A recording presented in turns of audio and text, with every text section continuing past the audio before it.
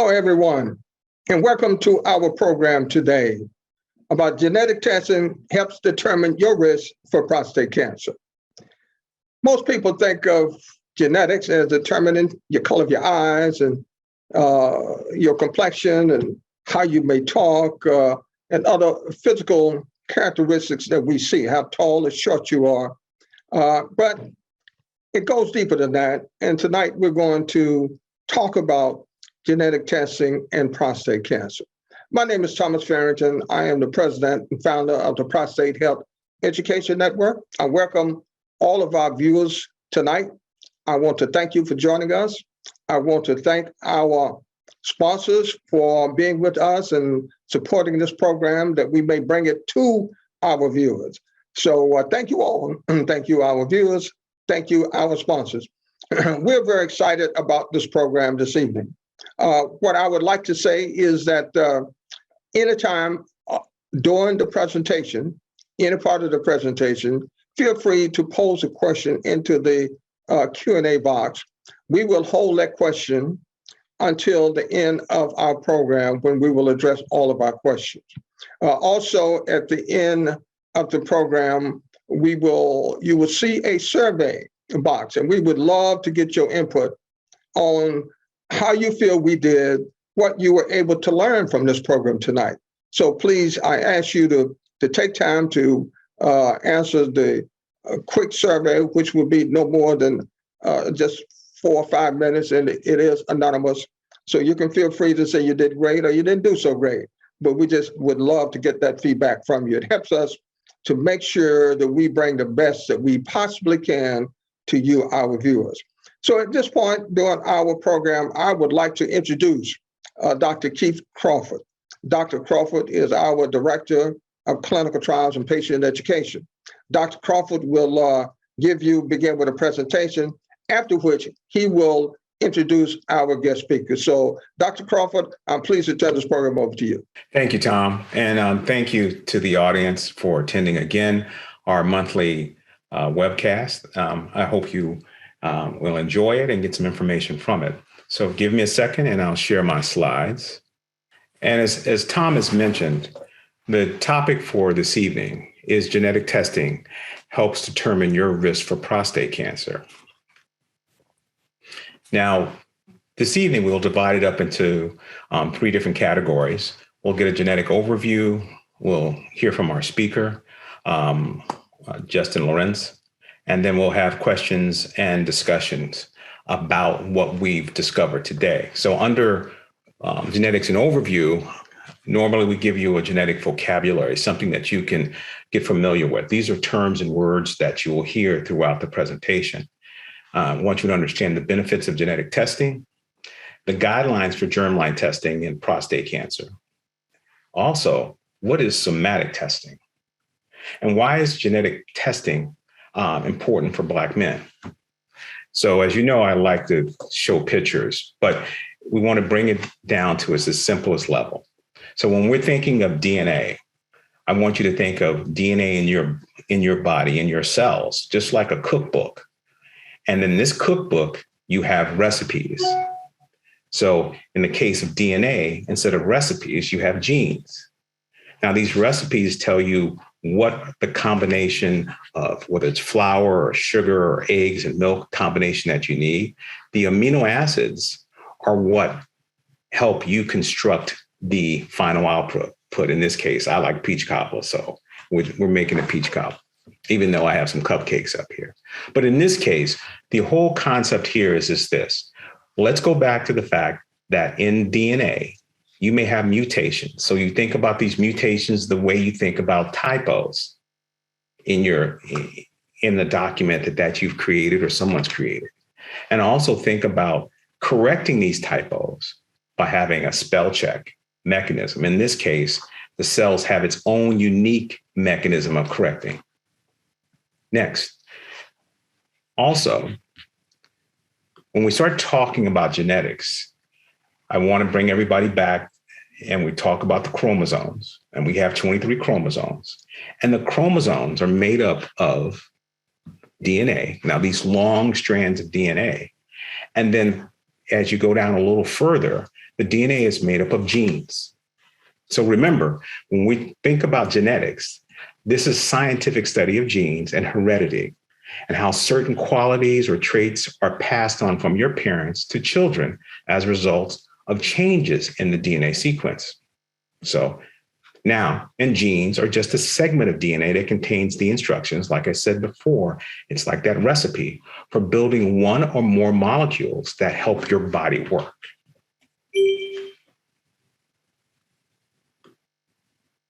Now, some words that you'll hear throughout the presentation with me and with Justin, and germline mutation. And what we want people to understand, when you hear this germline, I want you to think of genes and lineage. Now, their germline mutations are gene changes in your body, and they normally take place in those cells, the reproductive cells of the body, the egg and the sperm, and they're incorporated into the DNA of all the cells of the body. So germline mutations are found in all the cells of the body, and they're passed on from the parent to the children. Now, germline mutation testing can help assess one's risk for prostate cancer. Somatic mutation, on the other hand, is a gene change which occurs in a single cell and only affects the new cells that are created from that mutated cell. Remember, somatic cells do not pass on this mutation to the children.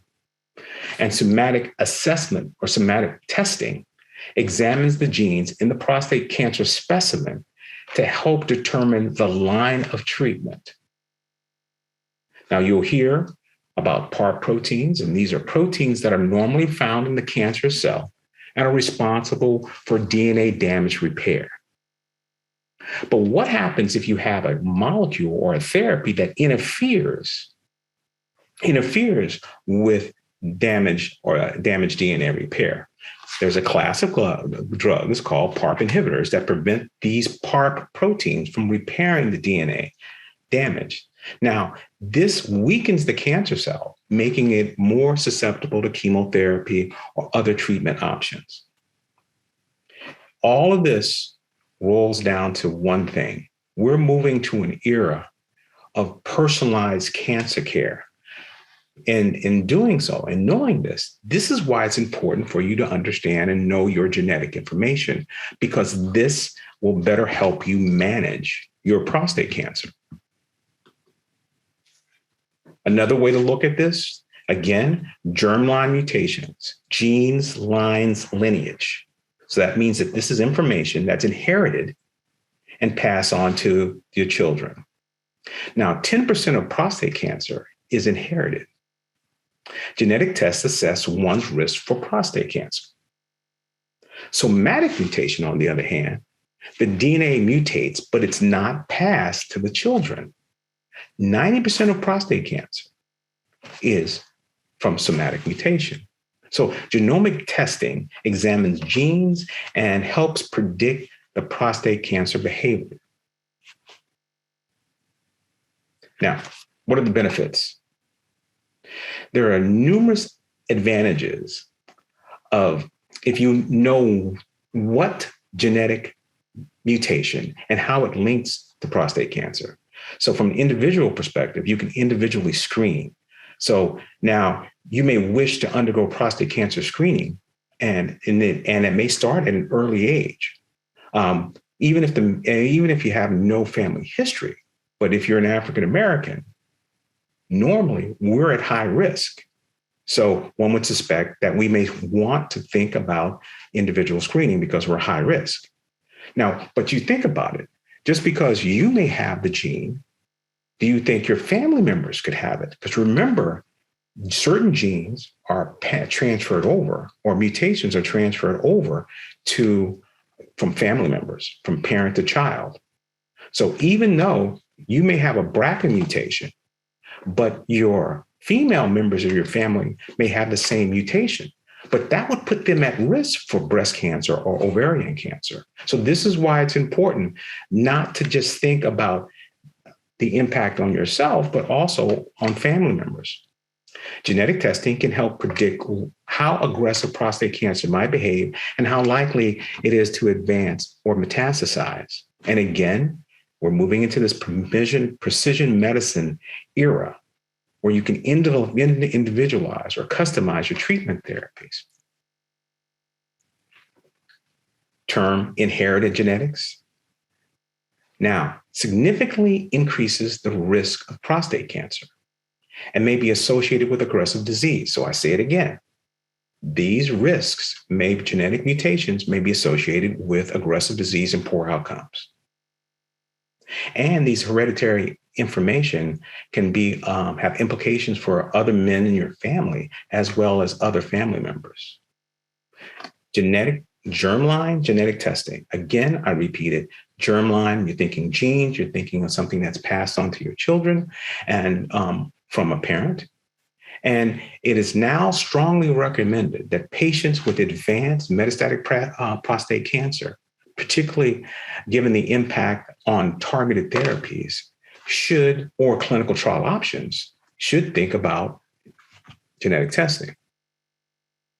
Now, all patients with metastatic or high risk or very high risk localized disease should be tested for genes.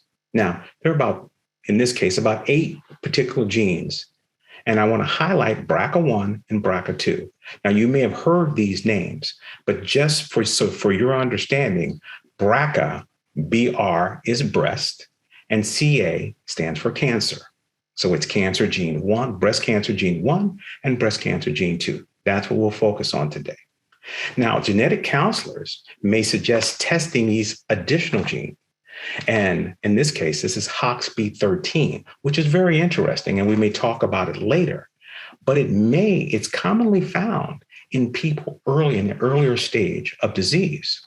So for Black men who have a high incidence of contracting or developing prostate cancer in their 40s, it may be important for this gene to be assessed. Now, there's something that your clinicians or your genetic counselor will talk about is this risk, this BRCA1, BRCA2 risk. So it's called a familial high risk assessment and to determine whether or not you should have BRCA testing. So men with metastatic prostate cancer, men with a Gleason score greater than 7, who have at least one close relative with ovarian, pancreas, or metastatic prostate cancer or breast cancer at or less the age of 50. Now, you see what I'm saying here is you don't necessarily have to have someone in your family who has prostate cancer. You may have an aunt or a sister who has ovarian. You may have somebody who has pancreatic cancer or breast cancer. So it's very important. The other, 2 or more close relatives with breast cancer or prostate cancer at any age, on Ashkenazi Jewish ancestry. And important, prostate cancer screening recommendations include starting at age 40 for BRCA1 or BRCA2 carriers. Now, we've talked about this inherited component. Now let's talk about somatic testing for prostate cancer. Just to hear it again, somatic mutations are not inherited. Now, what's interesting, they can change over time. And that's why it's very important even though you've been tested one time, a doctor, your healthcare provider, may want to test it again to see if there's been a change in the overall genetic makeup of that cancer. Now, somatic testing help determine what your treatment options are, because now we have treatment options. PARP inhibitors, I mentioned earlier, immunotherapies are been associated with gene changes. And we have clinical trials like Amplitude that have determined your eligibility to proceed further in the clinical trial. Now, you may hear, or you may have already heard something called NGS, there's next generation sequencing. This next generation sequencing is a much more detailed sequencing. It allows you to look for specific gene pathways, whether it's antigen receptor amplification or any other pathways that may be associated with genes. Now, what about the source? When we start talking about somatic testing of prostate cancer, the source is different. Now, genetic testing, you can get it from the blood, you can get it from sputum, and you can also get it from the urine.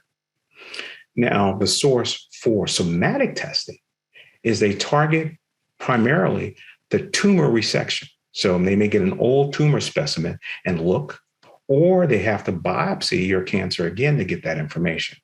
Now, what's interesting here is they also can look for something called circulating tumor DNA. And that's DNA that's specifically from that tumor that's found in the blood. I've mentioned before, once you have this genetic information, now you can use this to better manage your cancer.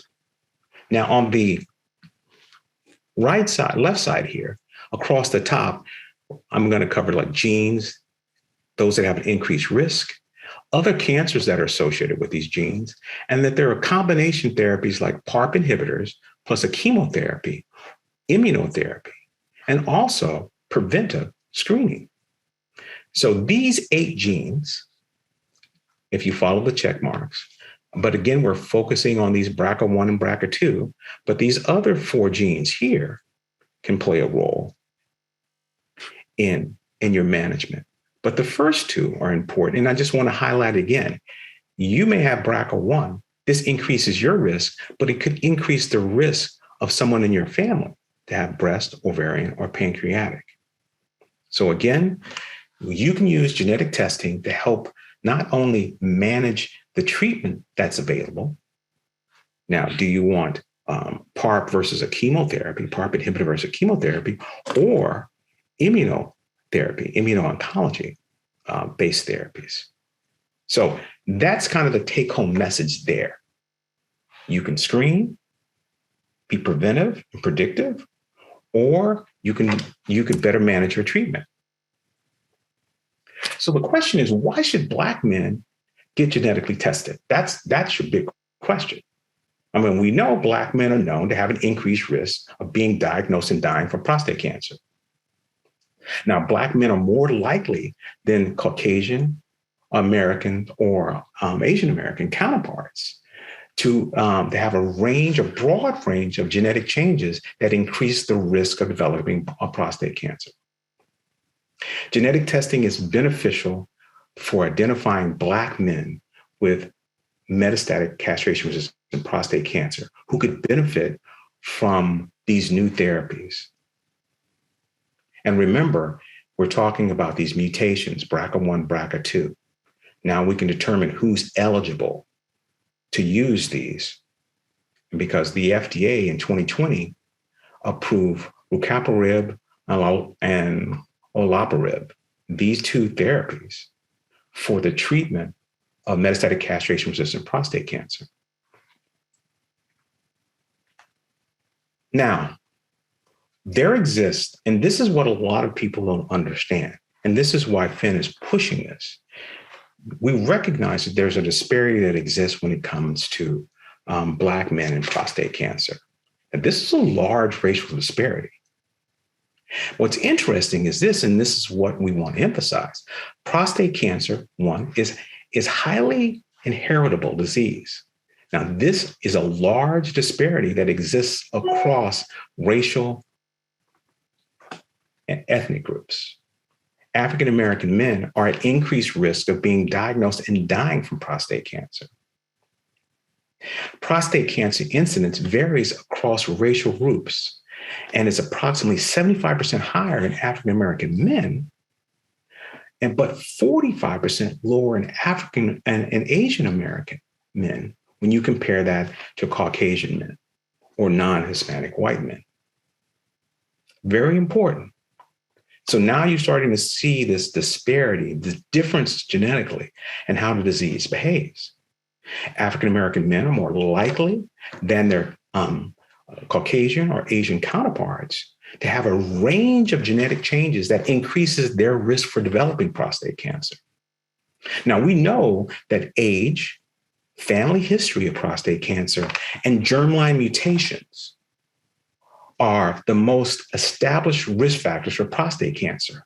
But did you know over 50%, 57% of this variability in prostate cancer risk is estimated to be due to genetic factors, these genetic mutations, these genetic changes.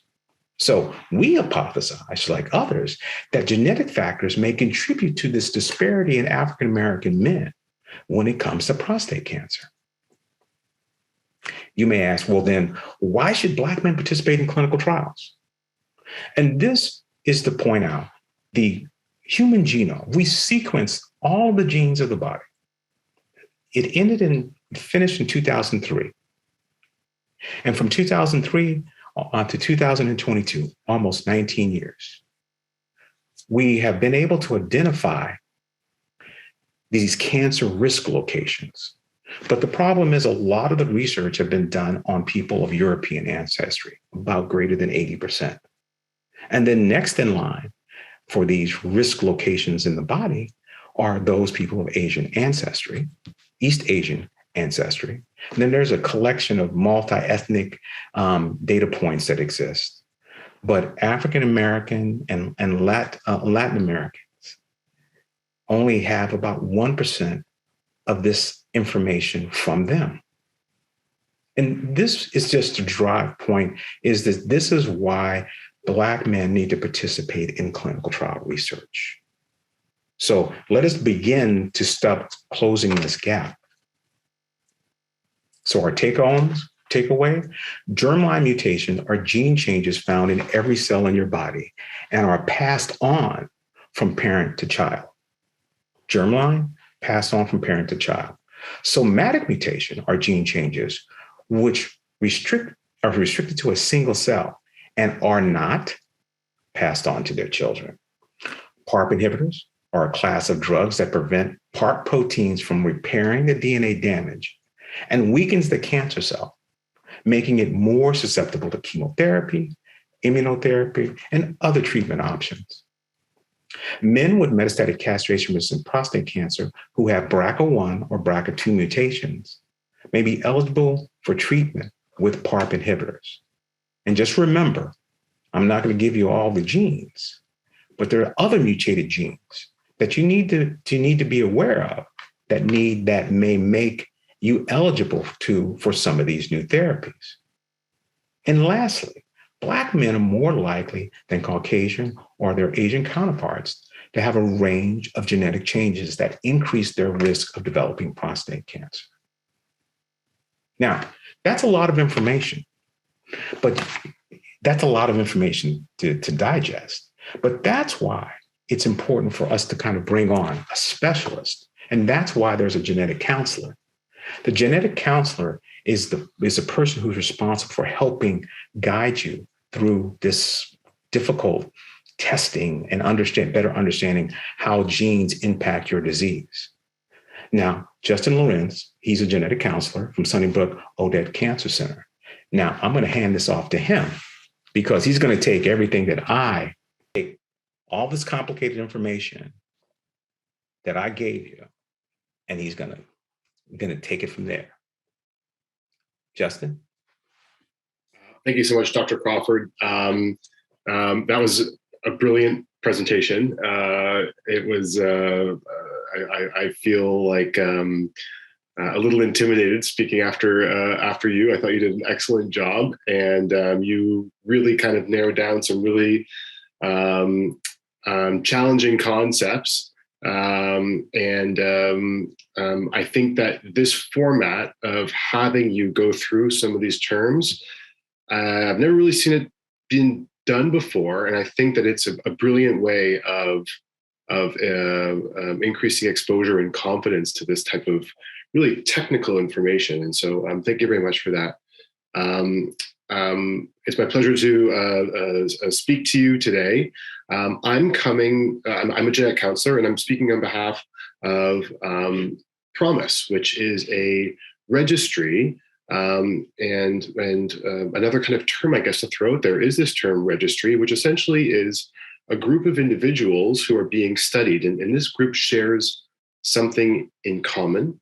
And in the case of this Promise registry, there's actually two things that men share in common. One, they're individuals who have prostate cancer, and two, they have one of these genetic predispositions to prostate cancer. They have a gene mutation that was identified, and this gene mutation is either known to be associated with prostate cancer or it's potentially associated with prostate cancer. And so these are the men that we follow. And to kind of piggyback onto the last of Dr. Crawford's slides, representation in research is incredibly important. We understand there's a huge discrepancy in research done on individuals of Caucasian ancestry versus men of African American ancestry, and as a result,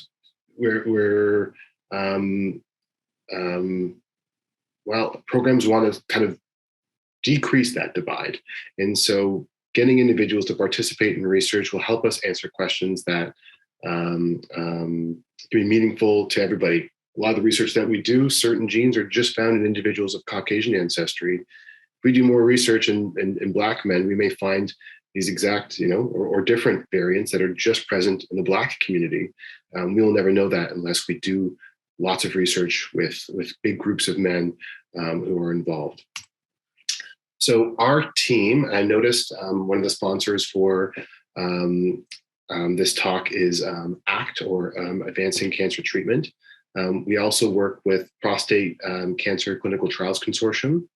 And Dr. Crawford also mentioned a bunch of different genetic testing criteria. We simplify it. As part of our registry, any man who chooses to be a part of this gets access to genetic testing, looking at 19 different cancer-related genes, including the 8 that Dr. Crawford discussed. And we do that through testing through a genetic testing company called Color. In terms of the individuals,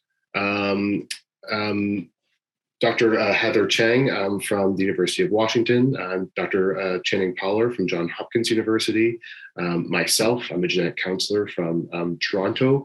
I'm based out of a hospital called Sunnybrook. And then Jake Vinson, who's the CEO of Prostate Cancer Clinical Trials Consortium. So we are some of the people involved in Promise. And together we're all kind of hoping to get this insight from individuals who have genetic mutations in order to help facilitate research. So today, what I want to talk about are genes, cancer risk, how genes impact cancer.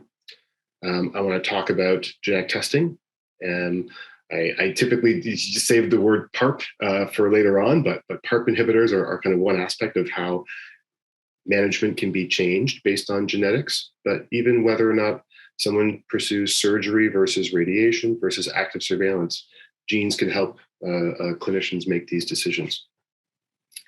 I want to talk a little more about what Promise is as a registry, and then we'll save some time for questions and discussion. So, why your genes matter? Really, genes are essentially very long pieces of DNA.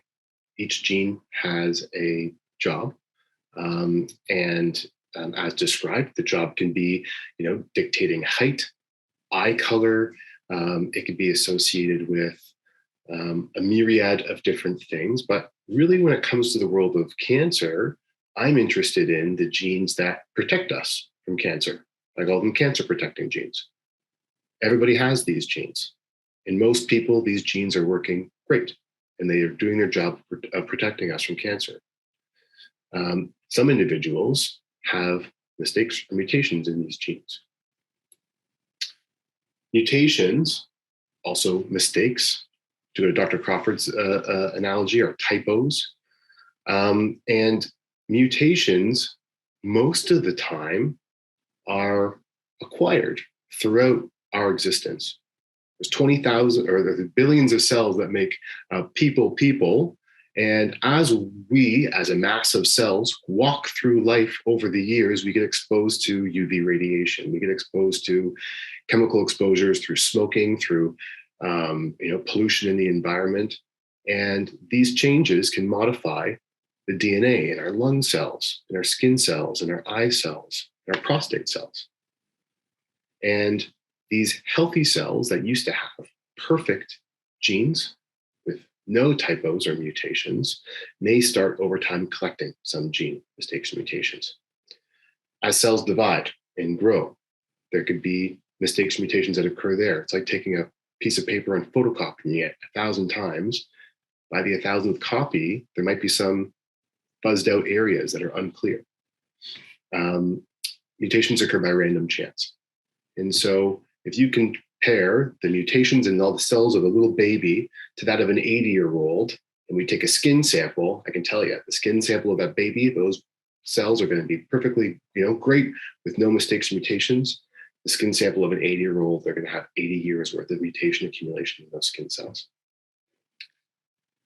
Some mutations are also just inherited from mom, from dad's sperm, from mom's egg. There may be a mistake or mutation in the egg or the sperm. Well, when that sperm fertilizes that egg, boom, we have a pre-embryo that is born with a gene mutation. If that's in a cancer-related gene, then that person's going to have a genetic predisposition to cancer. People say, all cancer is genetic, and it's really true. Really, what cancer is when one healthy cell acquires mutations in cancer-related genes, and then it starts to deviate from being its healthy cell. If it's a prostate cell that was once healthy, it accumulates a mistake or mutation, it stops acting like a team player with all the neighboring prostate cells, it starts becoming more selfish. It starts dividing on its own, not in the steady rate that you'd expect prostate cells to grow in. The cells will then accumulate more mistakes or mutations, and then it might turn into a lump or a tumor. And that tumor, there might be some more mutations that occur within that tumor, and it gets bigger. It starts taking up resources from that part of the body. Maybe some of those cells that are so mutated, they forgot that they're even prostate cells at all, will move to other parts of the body. That's called metastasizing. So cancer essentially is when a healthy cell accumulates genetic mutations and starts evolving into a different type of cell that's kind of gone rogue. So with respect to the gene mutations, and I think Dr. Crawford did a really good job in explaining the difference between these somatic and germline, I want to kind of further illustrate this concept of how we can inherit these gene mistakes or gene mutations. So most mutations happen by chance, happen by bad luck, happen through radiation or chemical exposure. But when it comes to the world of cancer, 10% of cancers are started off because of some gene mutation that was inherited. 10% of cancers are due to some kind of an inherited genetic, already predetermined risk.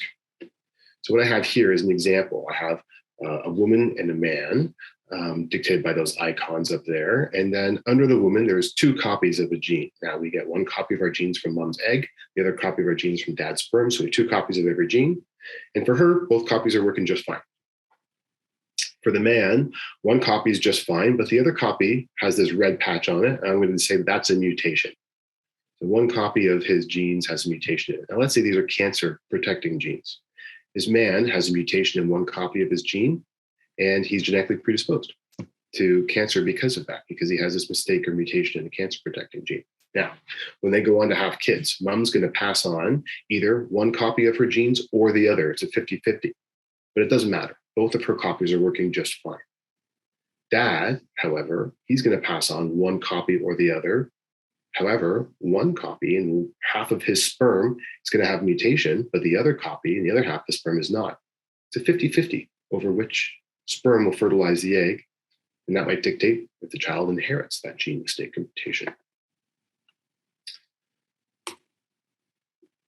So when it comes to analyzing someone to say, hey, listen, do you have any of these genetic mutations that you were born with? The way that we do that, and we call that germline testing, is through a saliva test. You know what, to be perfectly honest, it doesn't matter what I test. We like to test blood samples as well, but you have to be at a hospital or a center to do a blood sample. You can give a saliva sample at home. I could test eyebrows. I could test skin cells, but that would be a biopsy leaving a scar. It's messy. Easiest thing to do is to spit into a tube, send that off. There's enough of your DNA from your white blood cells and your skin cells for us to use to do this testing. Now, if you're born with a gene mutation, that gene mutation is present in every cell in your body, so it doesn't matter what we test. So for the sake of simplicity, we use saliva tests because it's easy for us to access this. If a gene mutation is present in someone's skin or white blood cells in their saliva, then I say, oh, okay, you were born with that gene mistake mutation. That may help us, if that person has prostate cancer, dictate their management. If we do genetic testing of someone's white blood cells or saliva cells, and we find no gene mistake or no gene mutation, then we say, well, maybe if you had prostate cancer, your prostate cancer happened by chance. It happened just by the natural progression of a healthy cell going rogue.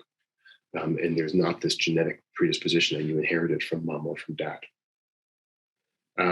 Now, the other way of us doing a genetic test is to just look at the affected tissue, the prostate cancer itself. We'll take a biopsy of the prostate cancer and test it, and we'll always find mutations there because cancers happen through normal cells with no mutations developing all these different types of mutations.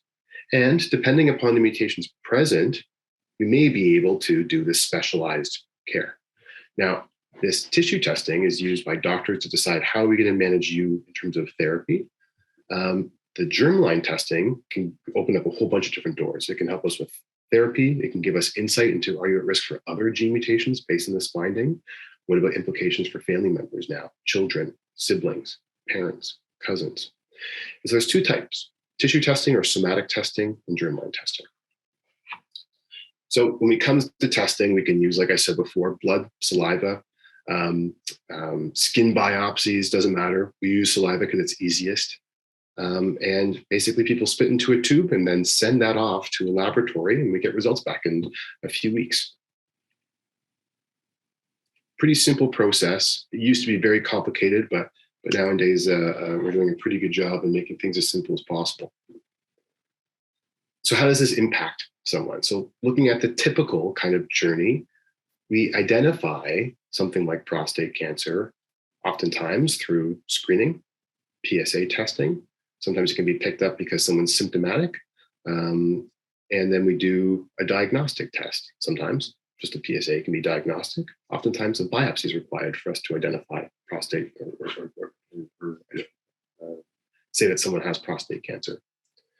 At this point in time, we're set with a bunch of options for how we're going to manage active surveillance, radiation, surgery. And a man may pursue one option or the other. Man may be cured, or he may need to be retreated.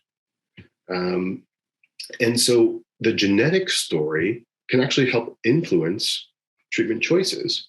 And so after someone's diagnosed, there might be a spot there for us to say, okay, well, let's see if this person has a genetic predisposition, and that may help us navigate what we should do. If this person has a gene mutation in a gene like BRCA1 or BRCA2, maybe they'd be eligible for using PARP inhibitors.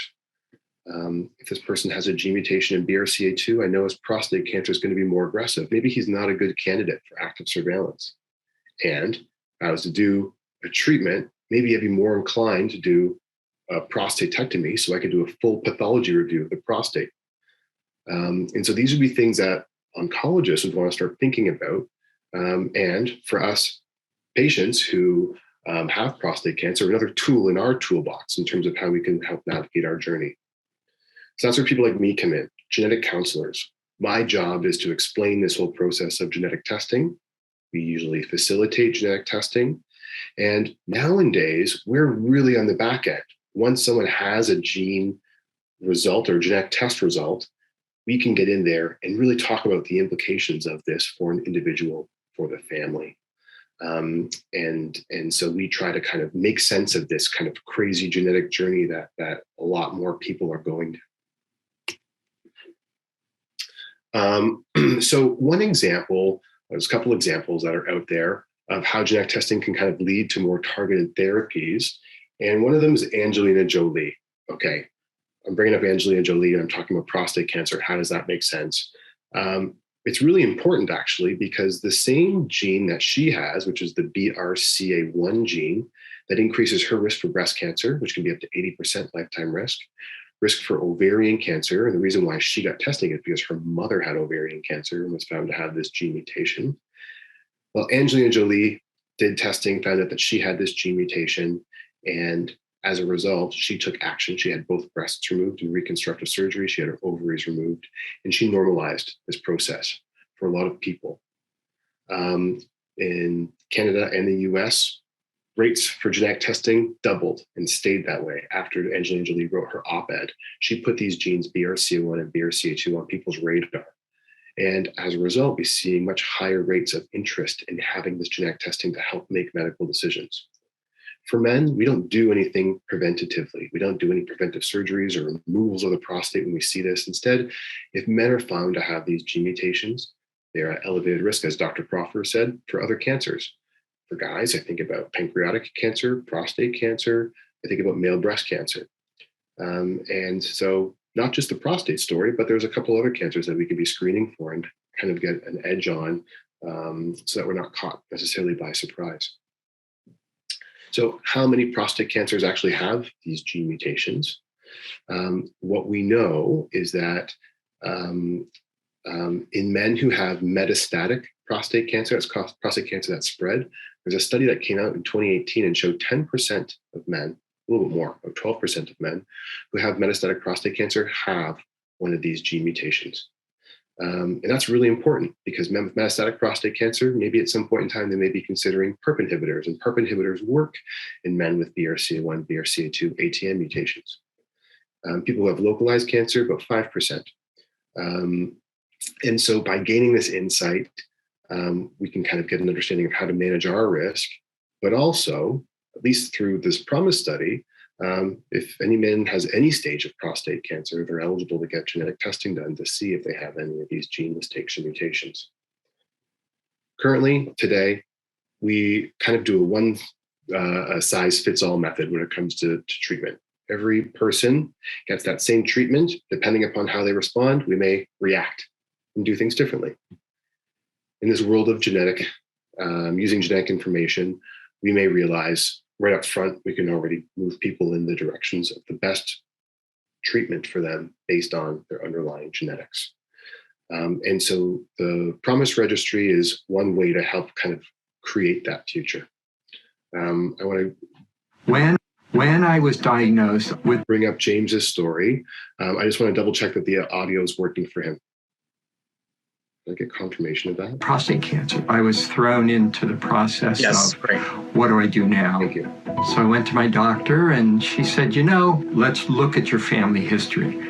And when she saw that data, she said, okay, that family history combined with the fact that you have prostate cancer, you really should have this test. When I got the results that I have the BRCA2 gene mutation, we reached out to both our daughters and explained to them why it would be a good idea for them to be tested. Both my daughters got tested. One was negative, one was positive. She knows what to do regarding each of the cancers that she is more susceptible to. And she recently said to me, Dad, I'm so glad I know because I feel more in control. To me, knowledge is power, and knowledge leads to better control and better decision making. There's been a shift in the healthcare field and in patients being active advocates for themselves, being a partner with their healthcare team. And I believe that's absolutely essential by drawing in lots and lots of men to the PROMISE registry.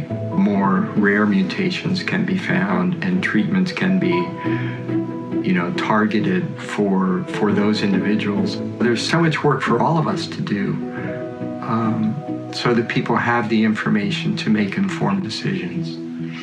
So hope, I have deep hope.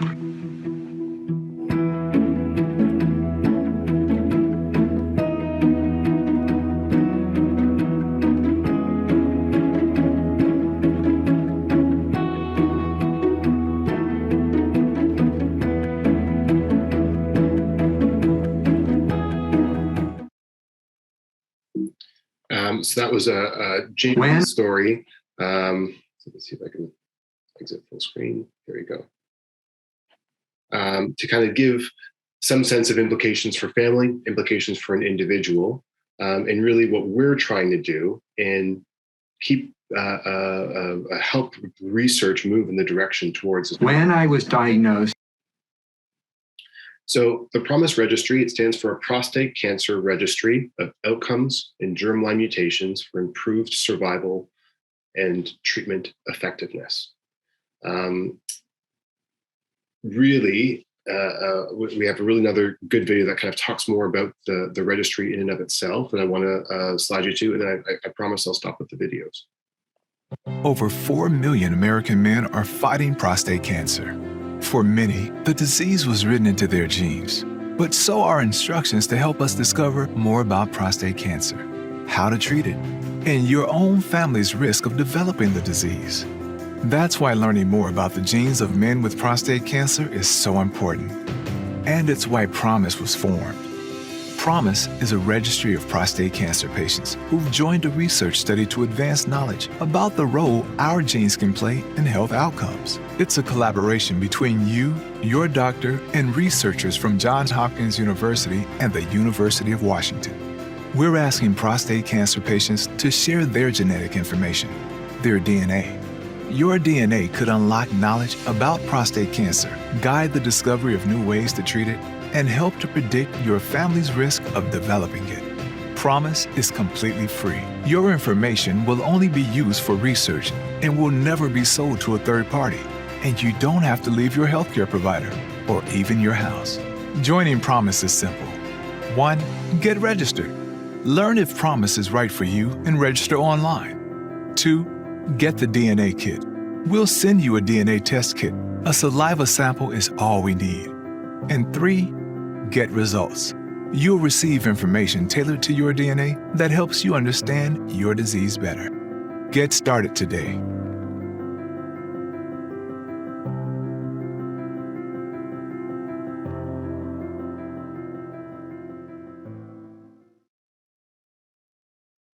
So PROMIS in and of itself is our way of facilitating genetic testing, identifying information on individuals, and being able to use that to further research.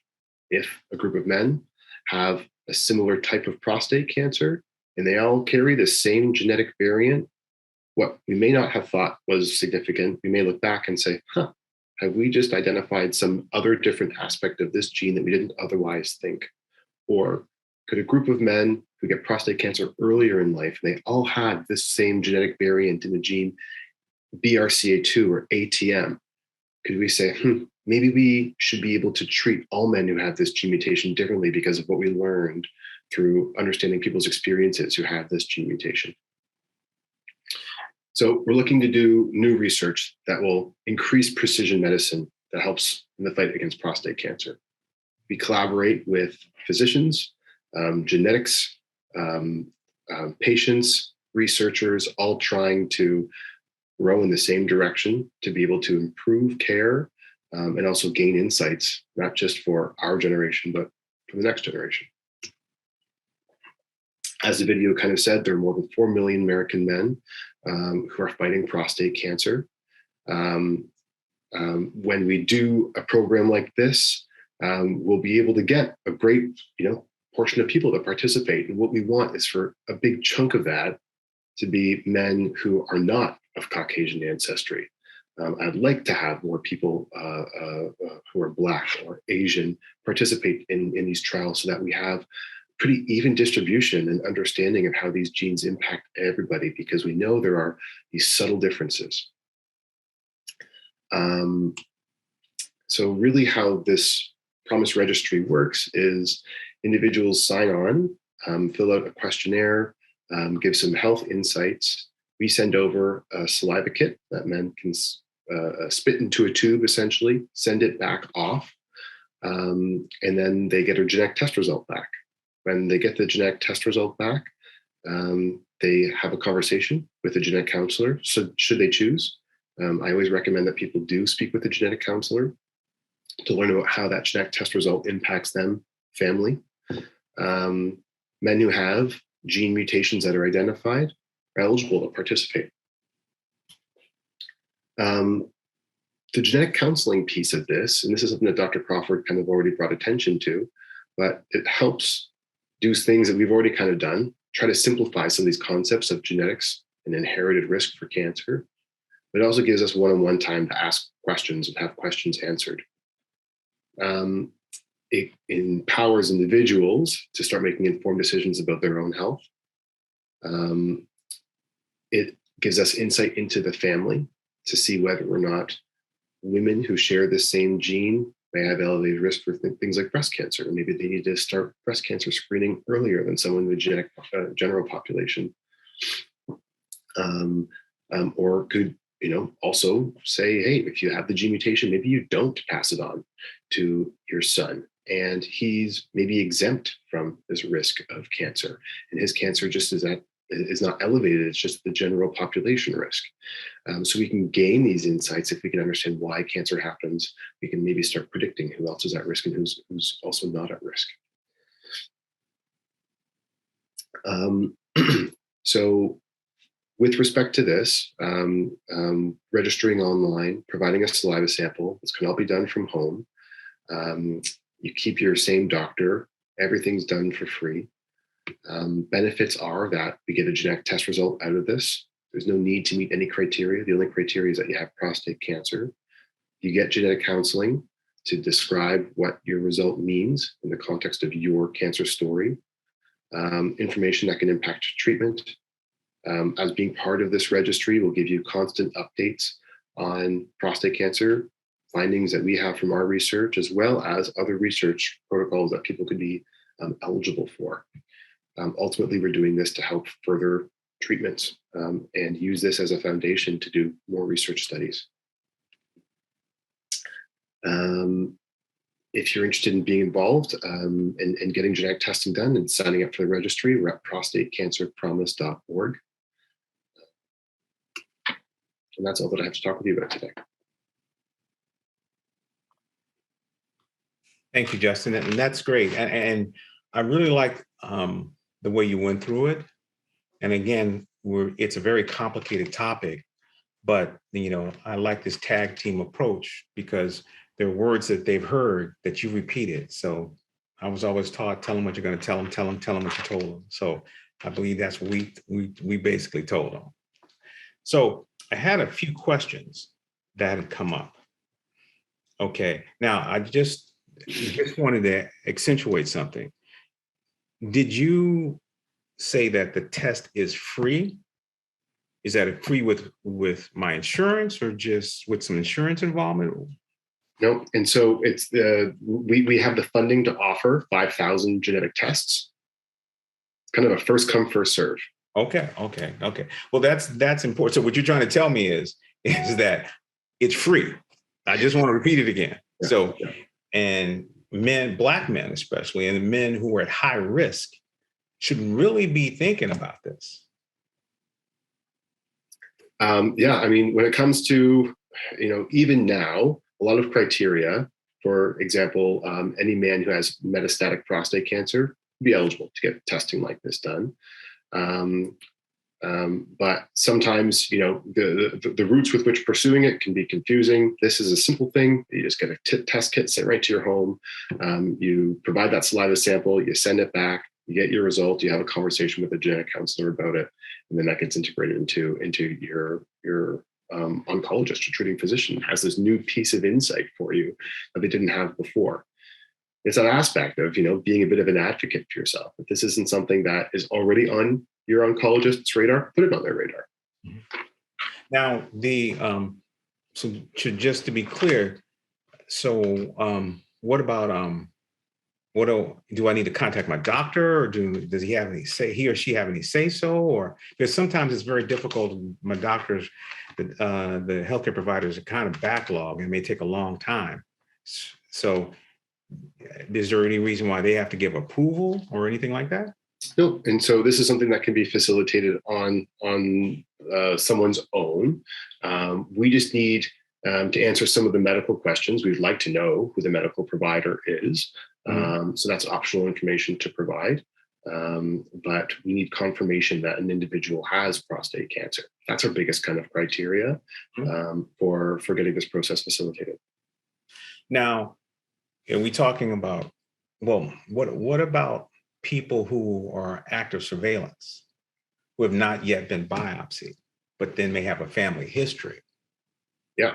And so if someone's on active surveillance and they have not been biopsied, then just notification of their PSA level. So when PSA gets to a certain level, then it's kind of enough for us to say, okay, well, based on your PSA, we can presume that there is prostate cancer, and that's why you're on active surveillance. And so that's enough insight that we need as well. There are criteria on our website for what we define as prostate cancer. And so if someone has any questions about that, I recommend popping into the frequently asked questions on our website. So, okay, so frequently asked questions, but thank you. So we'll provide, since this is a video recording, so all this information will be available to our audience, and as we promote it, they'll have access to it too. Now, one thing that's very important, there's a lot of hoopla and concern about your genetic information.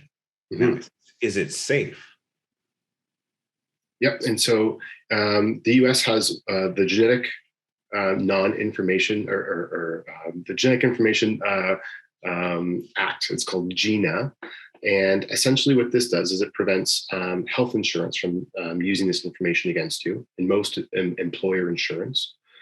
Some of the caveats are that if there's certain companies that are under, I think, 35 individuals may not have the same protections.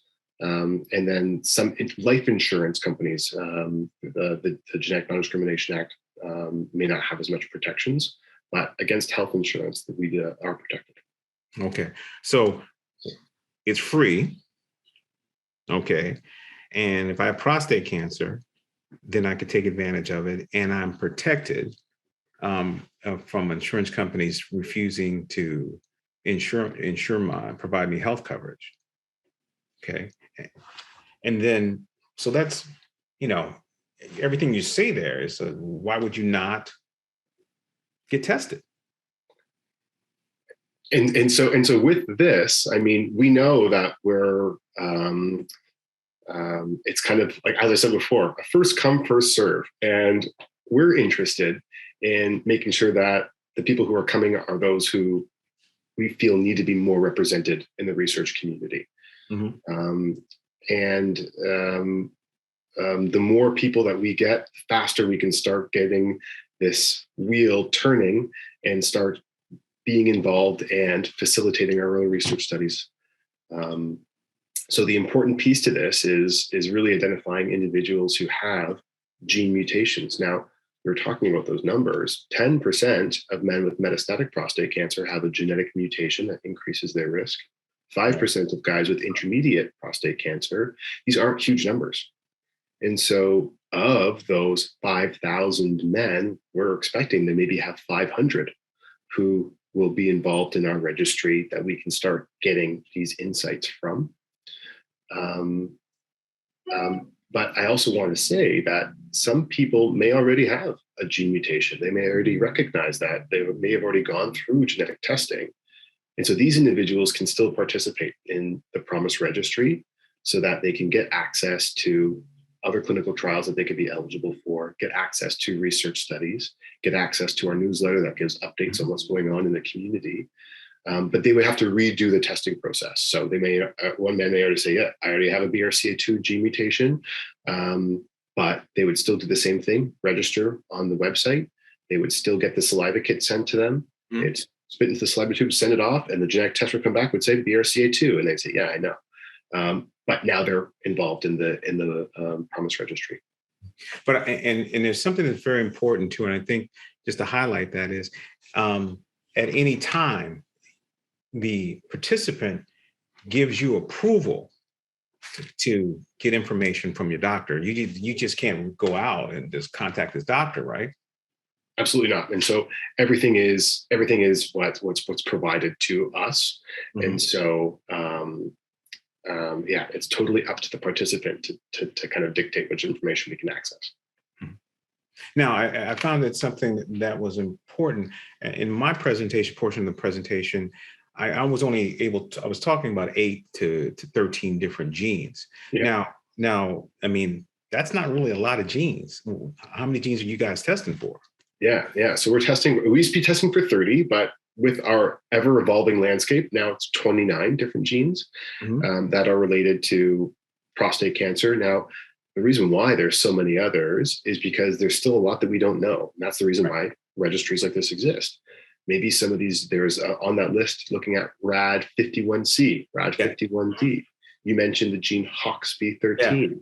And so, a new study just came out recently that said a common variant in HOXB13 increases risk for prostate cancer. But if that's seen very close to another variant, the risk for prostate cancer greatly increases. This study just came out a year and a half ago. And this would be something that we would include in our newsletters to say, hey, there's something new that needs to be on our radar. If you have a HOXB13 mutation, we also need to think about this other thing. And so it just keeps us on the pulse of what's going on in this ever-evolving field. We may find that a gene mutation that's super rare in one group is actually more common in another, but we won't know unless we test. So it'll be important. I mean, I had mentioned before that you saw that disparity in genetic information. And I like the fact that you guys are kind of helping address the disparity by offering this free service. So I don't see heavy lifting. That's what I'm saying. Yeah. And so we try to take as much of the heavy lifting and the process out of it. I mean, the challenge is signing in, putting in this information in your initial registration, reading through that consent form, signing off on that. And then it really gets easy from there on. And it's just that saliva sample and then we get that result back. And so we're trying to take some of the heavy lifting out of this process. Okay. All right. And I had one last question. And who could take advantage of it? Just, is it all over the globe, or is it just New England, or who could take full advantage of this testing? Yeah. Good question. Yeah. So anybody in the U.S. at this point in time. I'm Canadian, and so I would like to see some Canadians able to access this. But we're also, why not?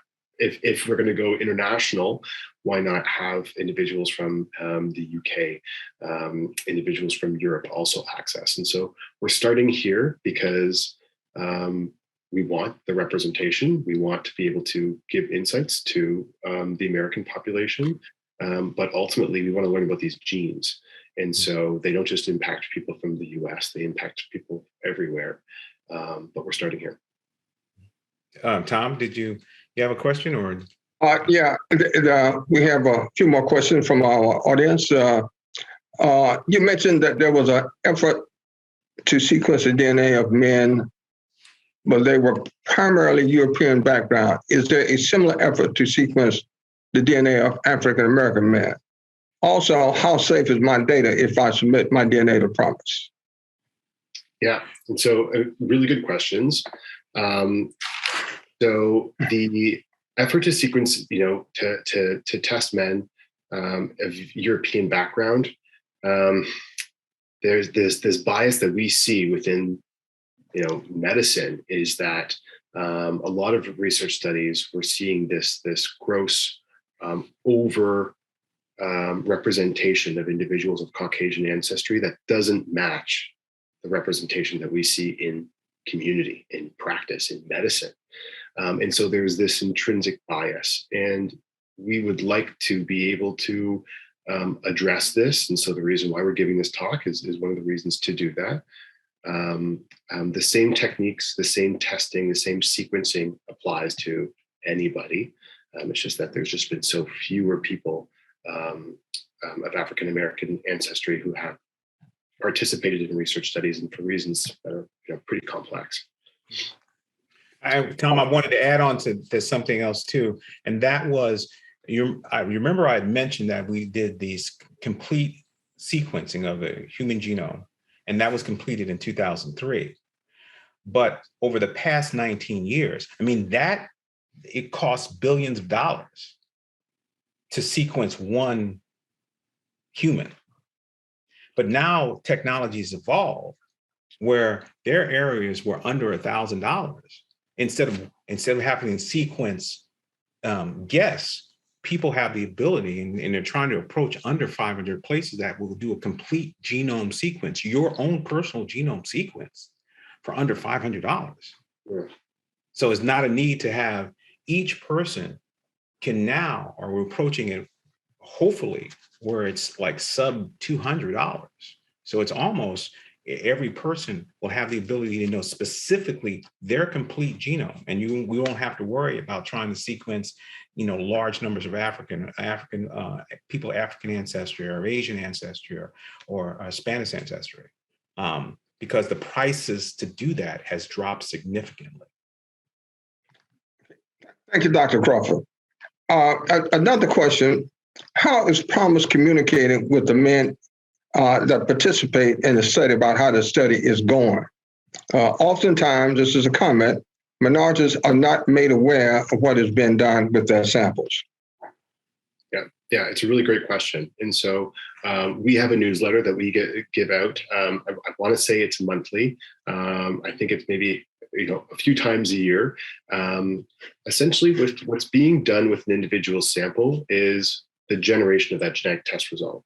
Once we have that genetic test result, that's it. That's what the sample does, is it gives us that piece of paper that says whether or not we have a gene mutation and what gene mutation is present. The other pieces are then for us to be able to say, well, what does that mean in the context of your personal story with cancer? Are you on active surveillance? Have your prostate cancer upgraded and now we need treatment? Sometimes getting insight into someone's cancer story in the context of their gene mutation gives us additional insight. And so what we'll do is give newsletters on updates on how we're doing, how many men we have, and then we start doing research, publishing papers, summarizing that data so that we can translate what we've learned into something that the community can or participants can benefit from. Now, to follow on that question, Mr. Lawrence, will each person who participates in a study receive their specific information about their test? Yeah. And so each person who participates, you get your result back with your name on it. It's a medical document. And then that's for you to have. And then after that, we encourage, at least I encourage as a genetic counselor, individuals to meet with a genetic counselor, because having a piece of paper that says you have a CHEK2 mutation and it is a C.704, like it gives you this kind of jargony result. It's always good to be able to say, okay, so what exactly does this mean? What exactly are my risks? And what is known about this gene? And what do we still need to figure out about it? A lot of these genes, there are still some question marks, and we won't learn what these genes do per se until we start studying the impacts of these genes on individuals. So yeah, to answer your question, you will definitely be getting your own personal report. That's kind of the foundation to being involved in this registry. Right, and I think we might want to emphasize that, because I know with the PROMIS test, the patient does not have to go to the doctor as part of the initial process. So their doctor is not in that loop unless the patient chooses to provide that information, share that information with the doctor. Yeah. Yeah. So I think that's something you might want to kind of highlight and recommend, that once you get that paper back, go sit down with your doctor. Yeah. And so the genetic counselors can also help with that. And I mean, that's exactly it. It's a piece of medical information that can help change someone's treatment. And so that's a very powerful tool potentially for someone to kind of take more of their cancer story into their own hands. Okay, thank you. I did have someone that wanted to share the Task Force PSA project. Are you familiar with that project? I'm not, no. Net Healthcare Task Force PSA project.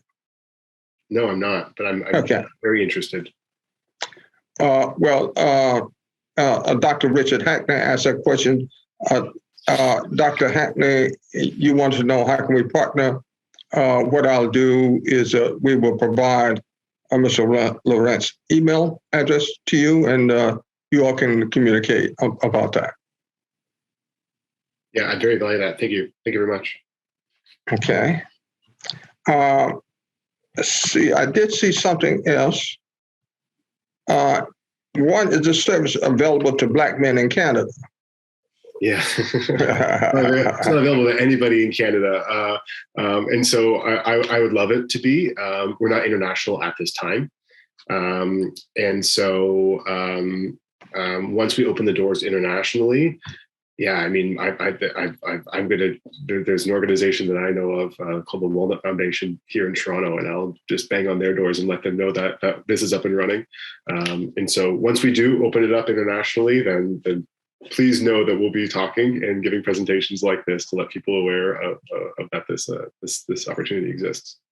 So the answer to this question is that this service is not available to Black men in Canada at this time, but hopefully in the very near future. So another question. I'm sorry. It's in the United States, but what about the Puerto Rico or territories, or are they located there? Yeah, and so let me just I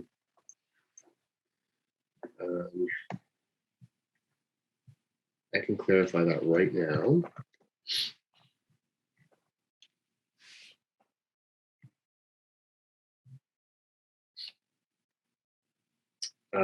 So Puerto Rico, Guam, American Samoa, U.S. Virgin Islands, Northern Mariana Islands. Okay. All the places where this is accessible. And then another question is: do you have to be a cancer patient or survivor to participate in the promise study? You do, yes. You do. Okay. All right. But you don't have to have had surgery. You do not have to have had surgery. Or have had treatment. So there's this fine line. You could be on active surveillance, but depending on how high your PSA is, you may be able to participate. Okay. That's correct. And so let me see if I can give you the exact.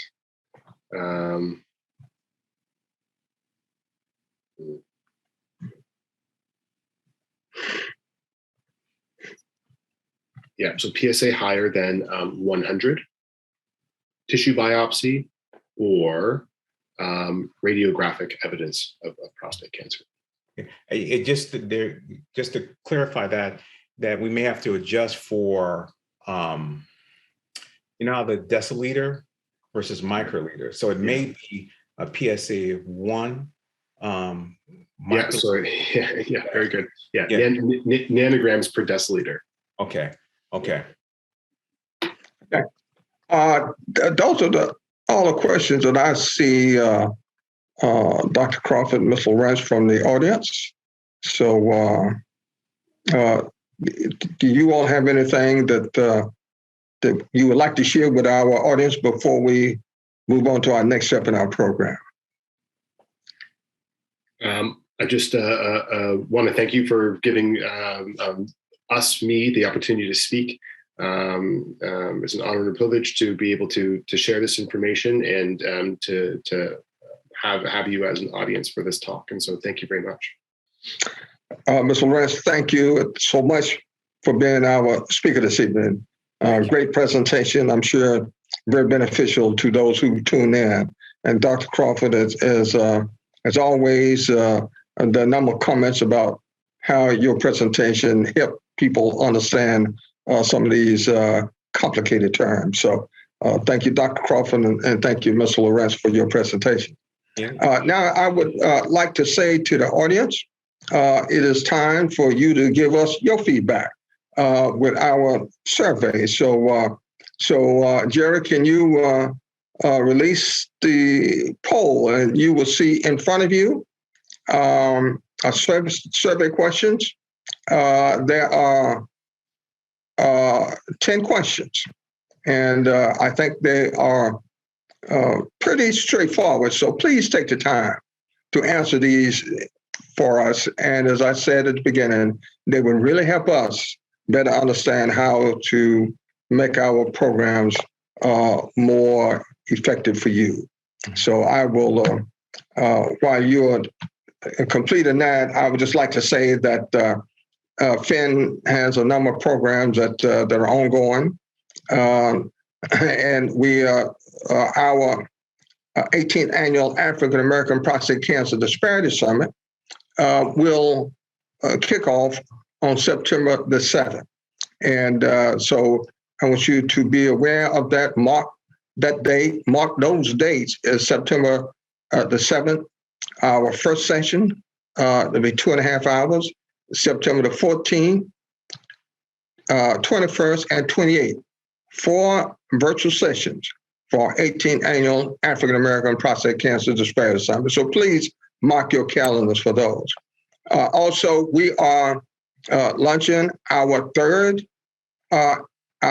African American Prostate Cancer Disparity Rally in South Carolina next week. So we will begin that program next week in South Carolina. We completed our rally this year in North Carolina and in Georgia. So South Carolina is next up. So you will be hearing about that. And we will have our disparity rally virtual town hall meeting on August the 18th. So on August the 18th, we will bring together many of the participants who participated by voice and messages across the state of South Carolina on radio stations in Charleston, Columbia, and Greenville. So again, mark that on your calendar at 6 p.m. on August the 18th, our virtual South Carolina town hall meeting from our disparity rally. So those are the things that, we enjoy very much putting together these programs. We get good feedback from our viewers. So we're making an impact. We can make more impact with your participation. And we certainly appreciate it as we move along during 2022. Now I do see that we're getting some good feedback from our survey. It is not closed. We've been online with a survey now for 3 minutes, a little over 3 minutes. We typically like to let this run for about 15 minutes so we can get as many people as possible and give them the benefit to raise their voices through the survey. Tom, I wanted to kind of highlight some stuff just so everybody remembers this, that it's interesting. We talk about this disparity that exists. This Promise Registry kind of removes some of the bottlenecks associated with getting the kit. 1, it's free. 2, you're not giving blood. Now, this is sputum. And we know that a lot of the primary care doctors are just kind of busy and they really don't have the time to hunt, fill out paperwork and all this orders and worried about the insurance reimbursement. But I think Promise has done an excellent job at addressing some of the major hurdles that take place. And so I just wanted to highlight that if we have this massive disparity that exists in the amount of samples that have been tested for Black men, I mean, this study, Justin said, 5,000, they're looking at 5,000 people, and there's a lot of space left. So this is something that everyone should really take full advantage of, especially since it's free. Thank you, Dr. Crawford. We've a couple of additional questions have been submitted. Once one has received a genetic evaluation, how often is it necessary to identify further changes? That's an interesting question. Yeah, it's a really good question, actually. So whenever they do, to go back to Dr. Crawford's analogy of it being like a cookbook and recipes. So the cookbook has been written in red. The recipes are there. one of the interesting things about genetics is that we only know what we know today. That's right. But if we learn something new about some of these genetic mutations in the future, we can apply that knowledge to a past test. So what I like to say is that, when we do a test like this, we find lots of different mutations. We're testing for 30 genes. We're going to find maybe 40 different mutations. Most of these mutations are non-problematic. They're just normal variation. And they're things that everybody's going to have some of these. Most mutations actually don't cause problems. Very few mutations actually make a gene not work or cause a medical outcome. And so we classify mutations as benign, non-problematic, uncertain, and problematic or pathogenic. And so there could be fluctuation. Maybe a mutation that we thought was benign gets upgraded to being uncertain, or maybe a mutation that's uncertain can get upgraded to being problematic based on new research that's done. And so the test itself doesn't need to be redone, but it could be reinterpreted based on what we know in the next years. And so could get a result in the mail and say, hey, listen, remember how we thought that you had an uncertain result? Well, actually now it is problematic. And that would change things for that individual. Thank you. Another question. What about someone newly diagnosed? And I think you've answered that. All men who have been diagnosed with prostate cancer are eligible. Then another question is, where do we get the tests? Where? How can you tell us again where to sign up for testing? Yeah. And so the website is prostatecancerpromise.org. And when you pop in there, you fill out that registration, fill out the consent form, and then the test gets shipped to your home. Yes, and that link will be on Finn's website. So you can go to our website and sign up right from our website. Right. And you said, and I'm just typing it in the Q&A section. You said prostatecancer.org, correct? Oh, I lost you for a second. Yeah, sorry. Prostatecancerpromise.org. Okay. So, Jared, let's kind of close the survey. Right. So we had 15 people, it appears, who responded, and we will kind of walk down through where we are. Do you understand what genetic testing is? We had 80% affirmative, 1 says no, and 2 that need more information.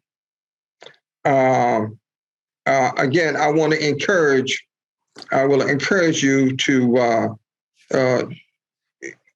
go back and view Dr. Crawford's presentation and Dr. Lorentz's presentation. This whole program will be on Finn's website within the next week or 2. So it will be available, and you will be able to kind of flip through and go through this and get any information that you may feel that you didn't understand. A genetic test is strongly recommended for Black men and high-risk men. Yes. So I think that message came across pretty clear to our viewers. One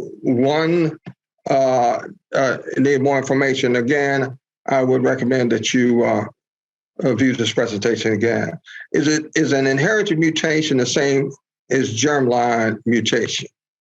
7 said yes, and 5 said no, and 3 said I don't know. Is inherited mutation the same as germline mutation? Dr. Crawford, let's clear that up right here. Yeah. Yes. So that's what I wanted to make sure that everyone understood, that if it's a germline mutation, germline, think of genes, and line, think of your lineage. And so when you think of that, that's your inherited genes. That's an analogy that I'm using. So it is the same. So it's inherited mutations and germline mutations are basically the same. Okay. Thank you, Dr. Crawford. You're separating that from somatic, which is not inherited or not passed on to your children. Thank you, Dr. Crawford. And I trust that everyone heard that explanation. So to answer that question, is an inherited mutation same as germline mutation? The answer is yes. Do you now understand the difference between germline mutation and somatic mutation? And I will refer back to Dr. Crawford's answer to the previous question. Do you feel that genetic testing could be a future benefit to you or a loved one? So I think that message came across pretty clear, 100%. Very good. Would you consider participating or refer someone to the PROMISE clinical trial? 87% said yes, 7% said no, 7% I need more information. The presentation and discussion were excellent, 87% good, 13%. So those are both positive. So thank you. And again, I want to thank Dr. Crawford and Mr. Lorenz. The response to questions from the online audience were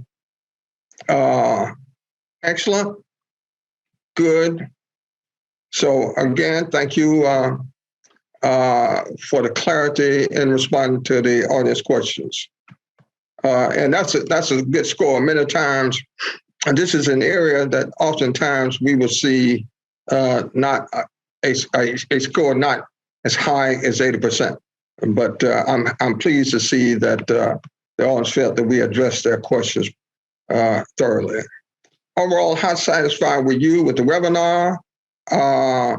We got 87% very satisfied and 13% satisfied. How likely is it that you will recommend this webinar to others? And we 100% said very likely. So yay. So again, I applaud our presenters.